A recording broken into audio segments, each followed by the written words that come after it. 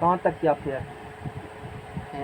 Fair करते जाओ जितना कर सको, इन्हें की जो पढ़ा नहीं पढ़ा सब घिंच सकते हो एज इट इज, उसमें कोई एडिट उडिट वाला गप है नहीं। यही तो सुविधा है कि मेरा सब फेयर बनल रहता है तो पढ़ाने में टेंशन नहीं होता है आराम से। अब देखो लीनियर मोमेंटम क्या है, नहीं हो पढ़ाएगा तो देखो समझ सके। देखो नॉलेज मोमेंटम क्या होता है, इसे हम लोग पी से सूचित करते हैं। किससे? पी से। और यह एक सदिश राशि है, बताइए क्या है? इसे पी से सूचित किया जाता है और यह एक सदिश राशि है। लीनियर मोमेंटम रेखीय संवेग बराबर होता है मास गुना लीनियर वेलोसिटी। इंग्लिशों में करेक्ट, इंग्लिशों में सब लिख लो, इंग्लिश सब छाप लेना पकड़ करके, बाद में दिक्कत नहीं होगा। लीनियर मोमेंटम बराबर मास इंटू लीनियर वेलोसिटी, समझना क्या ना? ये हो गया लीनियर मोमेंटम। मास तो पता होगा, लीनियर वेलोसिटी क्या होता है बताओ? रैखिक वेग हैं? रैखिक वेग होता है, अच्छी बात है। तो वेग जब कह रहे हो तो वेग कौन राशि है? इसीलिए भी सदिश होगा, दिमाग में गया। और किसी वस्तु की मास और लीनियर वेलोसिटी, मास और लीनियर वेलोसिटी रेखीय वेग के गुणनफल को ही रेखीय संवेग कहते हैं। और p बराबर मास का हो गया m, वेलोसिटी का हो गया v, तो p बराबर क्या हो गया? m। अब तू तो इसका सर्टिफिकेट निकाल के बैठे हो पहले से, यूनिट फलना चिलना निकाले हो ना, तो उसमें कहने वाला कोई बात नहीं है, हम लोग इसके लिए पहले कर चुके हैं। नेक्स्ट टॉपिक है इम्पल्स, IMPLUS, इम्पल्स आवेग। इम्पल्स मतलब क्या होता है? आवेग है ना। इम्पल्स को I या J द्वारा सूचित किया जाता है। किससे? I या J। और यह एक सदिश राशि है। यह भी कौन राशि है? सदिश राशि है। इम्पल्स को I या J से सूचित करेंगे और यह क्या एक सदिश राशि है। इम्पल्स I, इम्पल्स बराबर क्या होता है? फोर्स गुना टाइम इंटरवल। फोर्स गुना टाइम इंटरवल।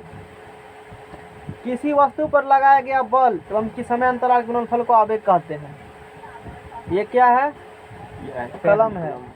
ये भी क्या है? कलम है। यही इम्पल्स है। किसी वस्तु पर बल लगा रहे हो और जितना समय लग रहा है लगाने में, उसी क्या कहते हो? बात बुझा? तो इसी को इम्पल्स आवेग कहेंगे। ठोक रहे हैं तो फोर्स लगा रहे हैं, ऐसे ठोके और जितना देर तक इसमें बल लगा रहा कलम पर, जय सेकंड तक, उसी को कहते हो टाइम इंटरवल। उसे भी क्या कहते हो? Time interval. और दोनों का गुणनफल कर देगा तो क्या निकल जाएगा? इम्पल्स निकल जाएगा, आवेग निकल जाएगा। बात बुझा?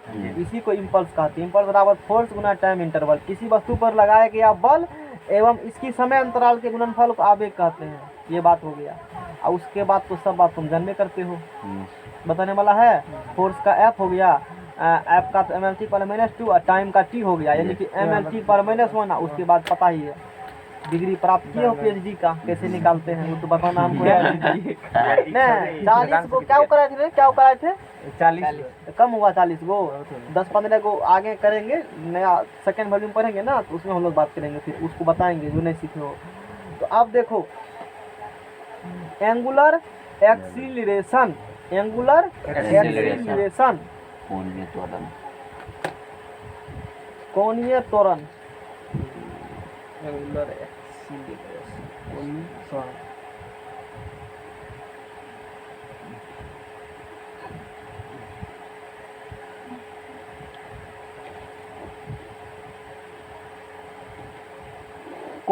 क्या होता है?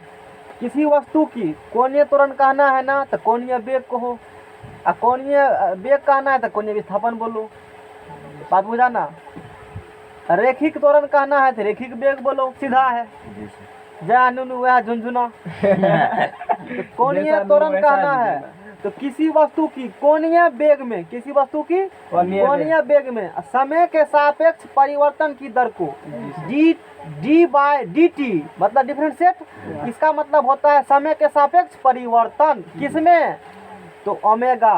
ओमेगा प्लस ओमेगा क्या है, कोणीय वेग है। जी सर। ओमेगा बराबर कोणीय वेग का एंगुलर वेलोसिटी नहीं बोले थे, कोणीय वेग किसी वस्तु की कोणीय वेग में समय के सापेक्ष परिवर्तन की दर को कोणीय त्वरण अल्फा, इसे अल्फा सूचित किया जाता है।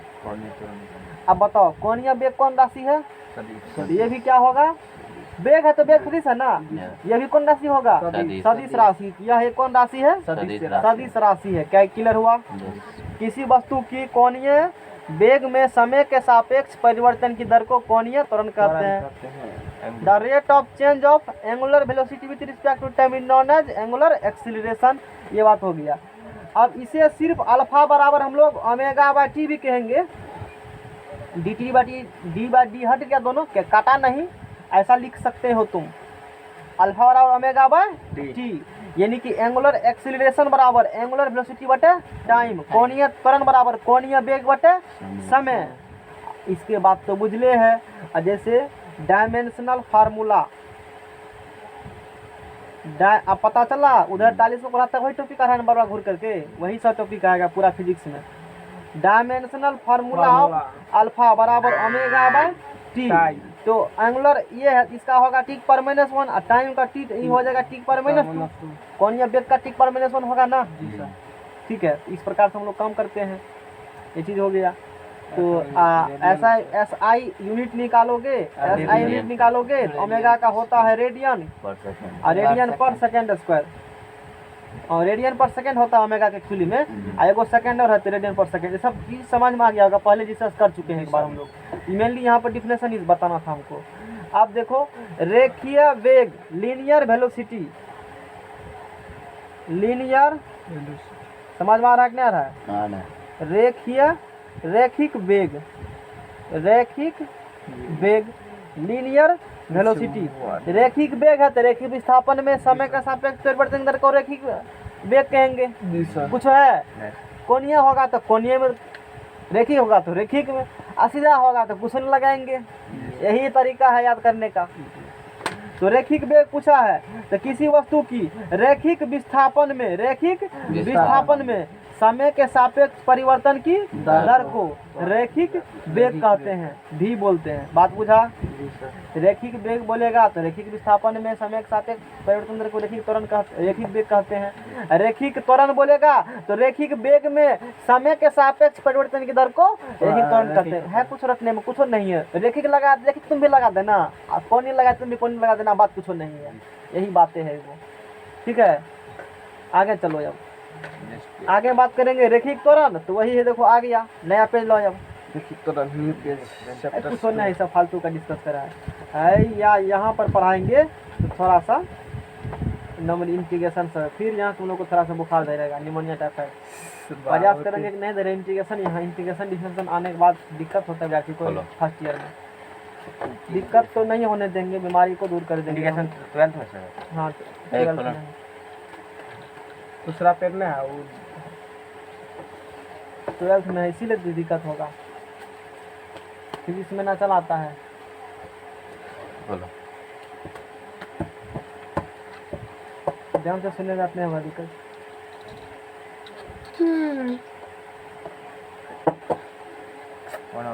खराब है। लीनियर एक्सीलरेशन, लीनियर एक्सीलरेशन हो गया। रैखिक त्वरण, अब बता तुम लोग क्या होगा डिफिनेशन इसका। कौन त्वरण बोला है, रैखिक त्वरण। तो क्या करोगे, रैखिक वेग में समय के साथ सापेक्ष परिवर्तन के दर। बात खत्म है। तो त्वरण है तो ए बोलेंगे, रैखिक वेग में समय के सापेक्ष परिवर्तन रैखिक त्वरण करते हैं। कुछ हुआ। अब कोणीय त्वरण बोलेगा तो कोणीय वेग में कर देंगे परिवर्तन। असीधा बोलेगा तो त्वरण तो बोलेंगे v बटा टी कह देंगे सीधा। अब कोई दिक्कत, जब ये इस डिफरेंशिएशन के फॉर्म में लिख जाएगा ना, अब बटे में टी हो तो बुझ जाना का समय का सापेक्ष परिवर्तन हो रहा है। बात बुझा। Yes. अब चलो, तो अब कोणीय वेग पूछा, देखो पूछिए दिया है एंगुलर वेलोसिटी, कोणीय वेग क्या होगा बताओ। कोणीय वेग वाला वेग और विस्थापन बटा क्या होता है समय। समय। तो कोणीय विस्थापन में समय के सापेक्ष परिवर्तन की दर को त्वरण कहते हैं। कोणीय वेग बोलेंगे ना, तो वही लिखल है। यह एक सदिश राशि है, इसे ओमेगा द्वारा सूचित किया जाता है। आगे बढ़े, कुछ है नहीं है। अरे ये टॉपिक रिपीटेड हो गया है क्या, रेखिक त्वरण तो बताए थे ना इधर हम, लगता है रेखिक अच्छा संवेग नहीं रिपीट नहीं हुआ, रेखिक वेग ठीक है, कोई दिक्कत नहीं, पेज अथी करो सीधा करो। तो अब पढ़ेंगे कोणीय त्वरण, ये तो अभी पढ़े थे कोणीय त्वरण। कोणीय त्वरण तो अभी तुरंत बताए है ना, कोणीय त्वरण हो चुका है अल्फा बराबर ओमेगा टी प्लस, इसीलिए तो पूरा नहीं लिखे थे हम। अब थोड़ा सा यहाँ से लेवल हम लोग इंक्रीज करेंगे। अभी पढ़ा ना कोणीय रेखीय अलग वाला नहीं पढ़ा, अब इस में संबंध करेंगे स्थापित, जैसे डिग्री में किया मैथ में, अभी ग्रेड में क्या स्थापित संबंध Yes, इसमें करेंगे। दबते उगते नहीं है ना, थोड़ा सा पीठ दर्द करने लगता है, बैठल भर दिन मुंशी दबते उगते नहीं है, कहीं जाते उगते नहीं, पीठ दर्द करने लगता है। जाना चाहिए। घूमते रहते। अरे वहाँ कोचिंग जाते थे पढ़ने के लिए, 3 किलोमीटर था, तो वही पैदल जाए आए तो 5 किलोमीटर हो गया। हाँ पैदल हाँ तो तब पटना में साइकिल थोड़े होता है, दौड़ा जाता था ऐसे सुबह सुबह एकदम झटकली। दिक्कत तो था नहीं, सुबह का मॉर्निंग वॉक हो जाता था इसी बहाने 2 काम, इसीलिए सुबह का टाइम लिए थे ताकि थोड़ा सा हो जाए। यहाँ तो सुबह उठे तो करंट अफेयर्स चले जाते हैं वहाँ तो दिक्कत नहीं है, करंट अफेयर्स कान में हेडफोन लगाते थे, मोबाइल में धरे और चल दिए। करंट अफेयर्स पढ़ रहे हैं, क्लास पहुँचे, करंट अफेयर्स खत्म हो गया, अब क्लास करेंगे, एक साथ 2 काम। रास्ते में करंट अफेयर्स पढ़ाया जाता था, कान में सुने तो नहीं तो सुनाई दे रहा ना, क्या सिर्फ पिक्चर में देखे ना, एक बार आकर के टीचर जरा आपका खाना वाला धर देते थे तो पिक्चर देख लेते थे, फालतू वक्त में करंट अफेयर्स पढ़ लिए न्यूज। तो अब हम लोग एस्टैब्लिश करेंगे, कब जाएंगे अब पता नहीं, रिलेशन बिटवीन हम लोग का पढ़ाई लीनियर वेलोसिटी, ऐसा हो गया तो बढ़िया के बात। रिलेशन बिटवीन लीनियर वेलोसिटी भी एंगुलर वेलोसिटी ओमेगा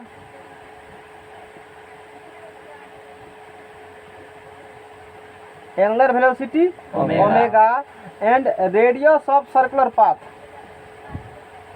प्रूव करेंगे।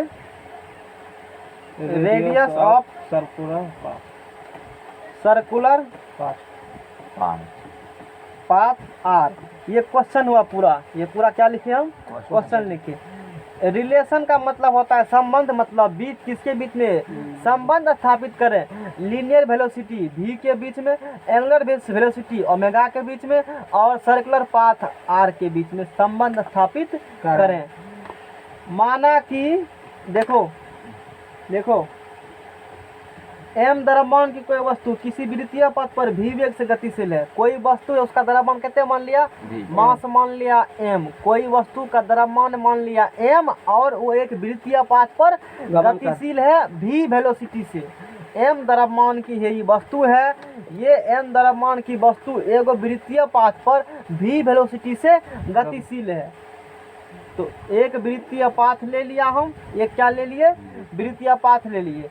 ई वृत्तीय पाथ पर m द्रव्यमान की वस्तु v वेग से क्या है, गतिशील है। तो इस पाथ पर है गतिशील है, तो इसका वेलोसिटी क्या मैंने कह दिया, v कह दिया। ऐसे ऐसे ऐसे ऐसे ऐसे ऐसे हो रहा है, कोई बात नहीं। अब देखो किसी समय वस्तु वृत्तीय पथ की ए बिंदु से, मान लिया किसी समय वो जो वस्तु है ये यहाँ से यहाँ, मान लो वृत्त का कौन केंद्र होगा, ये तो त्रिज्या होगा, सीधा बैठो सोचने दो।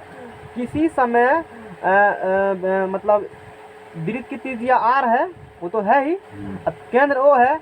किसी समय माना कि वस्तु कहाँ पर है, ए पर, है ना। किसी समय वस्तु वृत्तीय पथ की ए बिंदु से, किसी समय वस्तु वृत्तीय पथ की ए बिंदु से s दूरी तय कर, ए बिंदु से s दूरी तय कर बी बिंदु पर पहुंच जाती है। मान लो ए से ऐसे वस्तु घूम रहा है, जाते जाते कहाँ पहुंच गया, बी पर, कितना दूरी तय किया, यही s होगा। ये पूरा मिलाना चाहिए हमको, थोड़ा सा गड़बड़ा गया, तुम ध्यान देना बात पे। पूरा हम क्या किए, यहाँ से इसको ऐसे मिलाए हैं। ये कितना दूरी तय किया जी, s दूरी तय किया। माना कि m द्रव्यमान का कोई वस्तु है जो वृत्तीय पथ पर गोल गोल चक्कर काट रहा है। वृत्त की त्रिज्या r और केंद्र O है। किसी समय ऐसा कोनो समय आया होगा जहां वस्तु, मान लिया वस्तु कहाँ पर है, A पर है, वस्तु A से B पर गया S दूरी तय कर करके, कितना दूरी तय करके, जहां वस्तु की कोणीय विस्थापन थीटा है। अब वस्तु यहाँ से यहाँ गया, ये भी त्रिज्या है, तो कोणीय विस्थापन क्या है, थीटा डिग्री से यहाँ था, रोटेट कर गया, बॉडी घूम गया, तो कोणीय विस्थापन कितना हो गया, थीटा हो गया, तथा वृत्तीय पथ की त्रिज्या r है। फिगर समझ में आया। देखो 11th का एग्जाम देते हो ना, क्या बोर्ड एग्जाम होगा, नहीं होगा। क्या इस सब डेरिवेशन पूछेगा, नहीं पूछेगा। मेन फैक्ट दिमाग में रख लो जो कंपटीशन में देगा। बात बुझा ना। हम लोग ड्राइव इसीलिए करते हैं तो पता चले, सोचे लिखेंगे फॉर्मूला तो पता नहीं चलेगा कि मतलब बोरिंग फील होता है, तब कुछ प्रूव करके भी पढ़ना चाहिए। ये सब बात इसी इंग्लिश में यहाँ पर लिखल है। तो अभी पढ़ा है थीटा बराबर एल बटे आर, मैट्रिक में पढ़ का हो, थीटा बराबर क्या होता है, एल बटे आर। तो आप बोलो, चूंकि एंगल बराबर थीटा बराबर एल, एल क्या है, चाप की लंबाई, length of arc, length of arc पढ़ा है ना, अपॉन में बोलो रेडियस। अभी नहीं पढ़ाए हैं, तुरंत मैथ में बताए थे। थीटा बराबर इधर घर से बैठे लोग, थीटा बराबर क्या पढ़ा था, एल बटा यार। थीटा तो कौन था ना, आर त्रिज्या, ई चाप एल था, फिगर बनाए भी थे। तो एंगल बराबर लेंथ ऑफ आर्क बटा क्या हो गया, रेडियस। बोलो इसीलिए एंगल क्या बोले हो, थीटा। लेंथ ऑफ आर्क यहाँ से यहाँ क्या है, दूरी है, ए बी है। रुको एक मिनट, देखो लेंथ ऑफ आर्क जो है यहाँ पर, आर्क मतलब चाप होगा ना, ठीक है। मैं तो एक बार कॉपी कीजिए, मैथ ला ना, एक चीज देखना है इसमें, दिखाते हैं।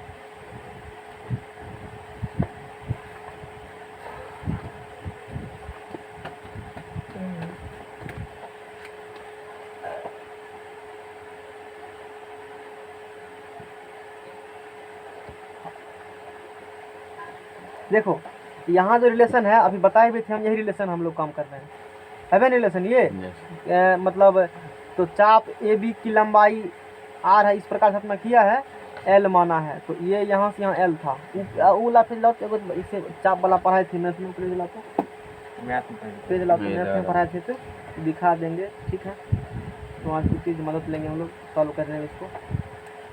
त्रिकोणमिति सरकार,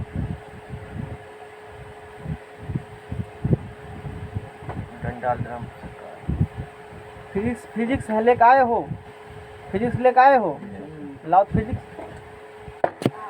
तो यहाँ से एक सुधार कर लो, तो बाद में हम इसको सुधार कर देंगे, ठीक है, उसको कर लेंगे बाद में। तो ये एस नहीं है, एस जो होगा मेरा यहाँ से ले कर करके ए से ले कर करके बी तक, ये एस दूरी है, ए से ले कर करके बी तक एस हो गया। बात बुझा, वो एस नहीं है, वो डिस्टेंस डिस्प्लेसमेंट हो गया। हमको क्या चाहिए, डिस्टेंस चाहिए, उस चीज़ को मैंने वेरीफाई कर दिया। तो तब ना उस कंडीशन में थीटा बराबर एल, थीटा बराबर एस बटे आर लगेगा, वैसे लगेगा नहीं लगेगा, है ना। अब देखो यहाँ से एस बराबर क्या हो गया, थीटा गुना आर, थीटा बराबर एस बराबर थीटा गुना आर हो गया। तो अब डिफरेंशिएट कर दो, क्या करो, डिफरेंशिएट। तो डिफरेंशिएट करेगा तो D S by D T. अच्छा आर क्या है, रेडियस, क्या रेडियस का विपरीत का चेंज होगा, वस्तु ए से बी पर जाए, चाहे यहाँ जाए चाहे यहाँ जाए, वस्तु कहीं भी जाए, वस्तु कहीं भी जाए, आर सेम रहेगा, लेकिन थीटा क्या होगा, अब वेरिएबल का ही होता है डिफरेंशिएशन या इंटीग्रेशन, जान लो वेरिएबल का ही होता है डिफरेंशिएशन और इंटीग्रेशन, कांस्टेंट का डिफरेंशिएशन इंटीग्रेशन नहीं होगा, है ना, वो जीरो हो जाता है। तब वेरिएबल गुना कुछ कांस्टेंट होगा तो कांस्टेंट बाहर हो जाता है, सिर्फ वेरिएबल का होगा डिफरेंशिएशन, बात बुझा ना। तो क्या आर कांस्टेंट है तो आर का नहीं होगा, और थीटा का डी थीटा बटे डी टी, पेज ला नया, थीटा का क्या हो गया, डी थीटा बटे डी टी हो गया। ये चीज़ हम लोग ने जान लिया। अब देखो यहाँ से, अब यहाँ से क्या निकलेगा, अब बताओ D S by D T क्या पढ़े हो, विस्थापन में, कोणीय विस्थापन में समय के सापेक्ष परिवर्तन के अंदर क्या बोला था? त्वरण कोणीय वेग बोला। अब बराबर आर। अब कोणीय ये एस विस्थापन था, थीटा क्या है? थीटा बोलो, देखो वहां लिखल होगा।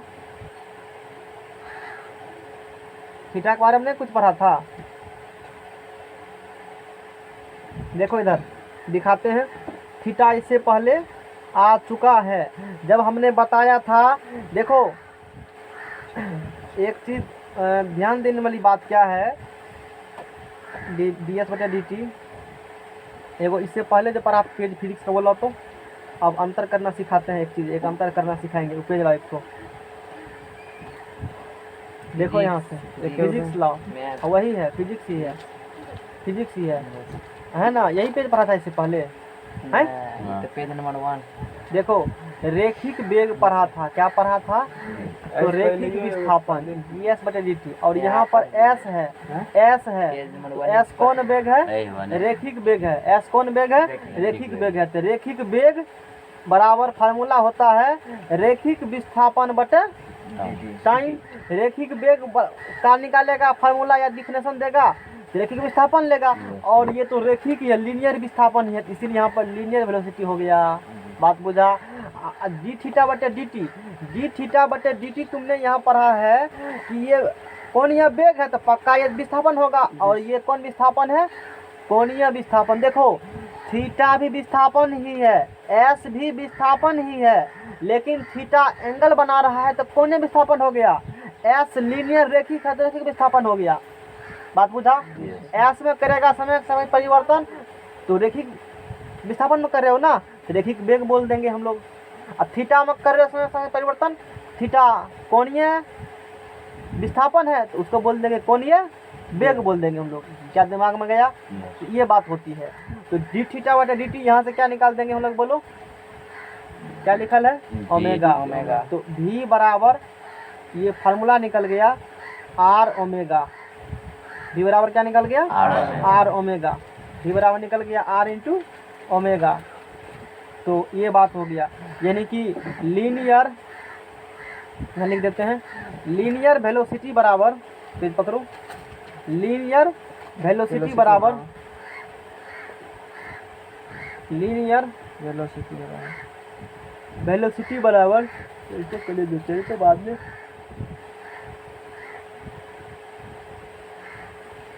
लीनियर वेलोसिटी बराबर रेडियस, भी बराबर है ना आर ओमेगा, तो भी है लीनियर वेलोसिटी बराबर रेडियस अब गुना ओमेगा।